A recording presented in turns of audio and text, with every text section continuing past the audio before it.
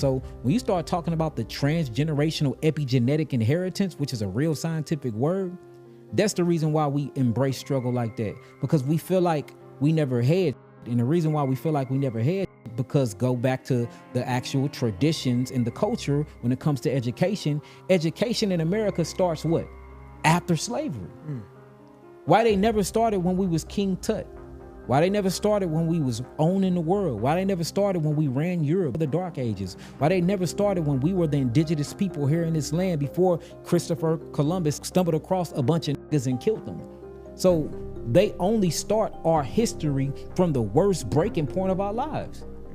So then you start teaching that generation after generation after generation, generation after generation after generation, incarceration, generation after generation after generation, bad foods, generation after generation after generation, public housing, generation after generation after generation, projects, meaning there's a scientific experiment going on you, nigga, for generation after generation after generation. Now you get to the new generation, having money, you demonic. You made $1 million, that nigga sold his soul. You got a business, what you do for it?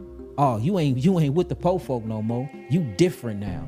No, I'm not different, you different. I got the money and you changed up. I didn't change up. So all of this was a plot and a plan. And then let's not talk about how music and the movies played a major role in shaping our frontal lobes. So this is a diabolical plot and plan. The question that we should be asking, why is it targeted to people like us? Because we are the gods, man. We're the true powers here on this earth. Earth is left for us to steward. God told us to have dominion over it. God told us to take possession of it. It's something called the right to rule. The original people that was here put on earth first, all the natural resources was supposed to be ours. And guess what they came and did? Stole all of them. You got to pay for water. Water is free, brother. You got to pay for food. Food is free. You got to pay for clothing. Clothing come from animals. We don't own animals. God owns animals. So we have to pay for the very natural resources that God left to our ancestors, was the first original beings here on earth. Why is that? Because having earth, having power, and having dominion is our birthright. And if we're not fighting for that, then we're not fighting for nothing. If our purpose is, and our mission is not to attain that again, then why are we here?